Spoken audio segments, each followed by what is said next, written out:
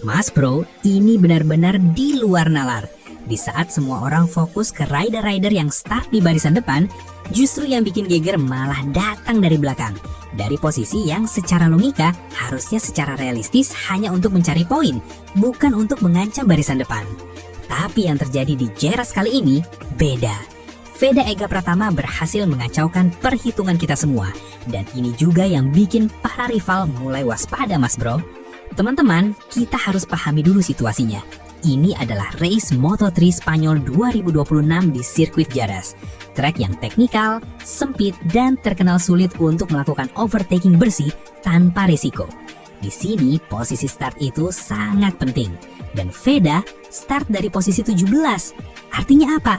Artinya Veda harus melakukan overtake hampir setengah grid kalau mau masuk 10 besar.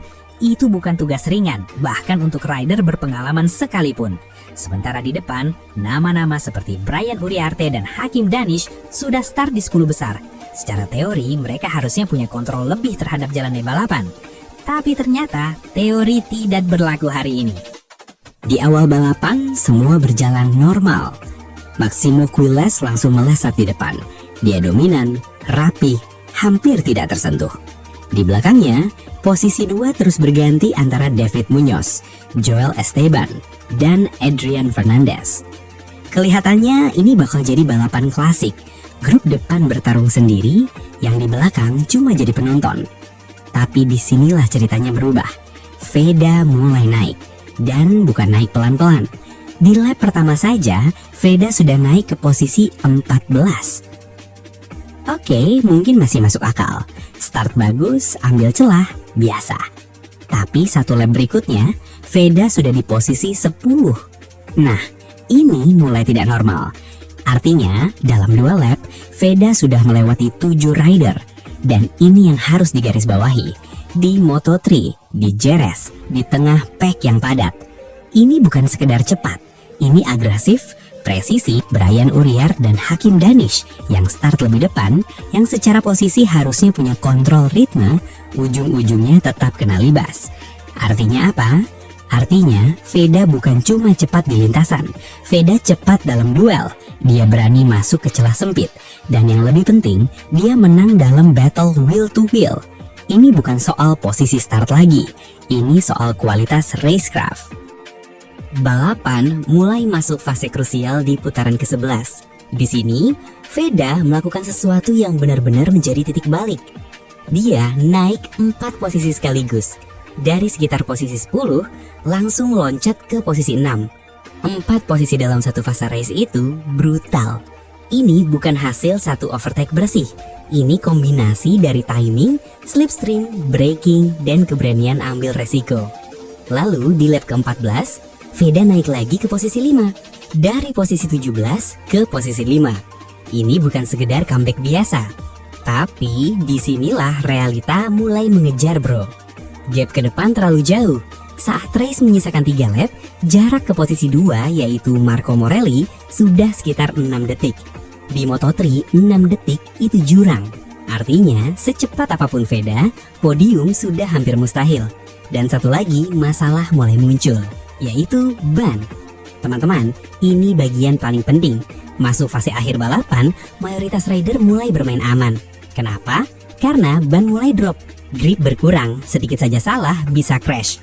Biasanya rider akan jaga ritme, tapi Veda dia tidak melakukan itu. Dia tetap menyerang, masih masuk ke tikungan dengan late braking, masih berani duel di sektor cepat, masih mencoba menekan ke depan. Ini keputusan yang sangat berisiko.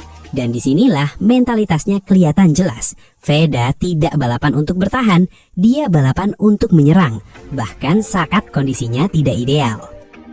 Sayangnya, di momen terakhir, realita teknis tidak bisa dihindari. Di trek lurus terakhir, Alvaro Carpe berhasil menyalip.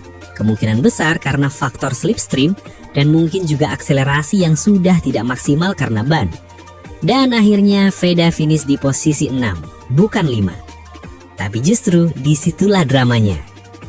Kalau kita lihat angka mentah, Veda start di posisi 17 dan finish di posisi 6. Naik 11 posisi, dapat 10 poin, naik ke posisi 6 klasemen dengan 37 poin.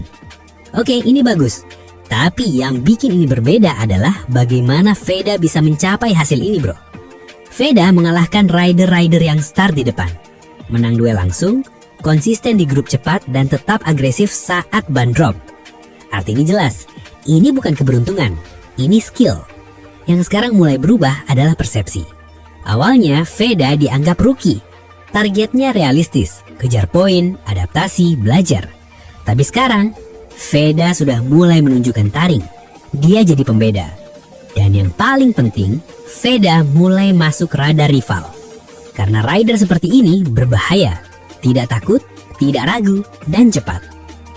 Sekarang pertanyaannya, apa yang bisa terjadi selanjutnya?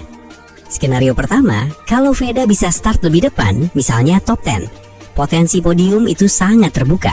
Karena kita sudah lihat race pace-nya cukup untuk bersaing. Skenario kedua, kalau masalah manajemen ban bisa lebih rapi, dia bisa mempertahankan posisi di lap akhir. Dan itu bisa jadi pembeda antara posisi 6 dan podium. Skenario ketiga, kalau Veda terus konsisten seperti ini, klasmen bisa naik drastis. Dari posisi 6 sekarang, bukan tidak mungkin dia mulai mengancam papan atas. Dan ini bukan mimpi, datanya sudah ada. Jadi teman-teman, apa yang kita lihat di JRS ini bukan sekedar comeback dari belakang. Ini sinyal bahwa ada pembalap Indonesia yang bukan cuma ikut balapan, tapi mulai mengganggu keseimbangan, mulai mengancam, dan mulai bikin perbedaan.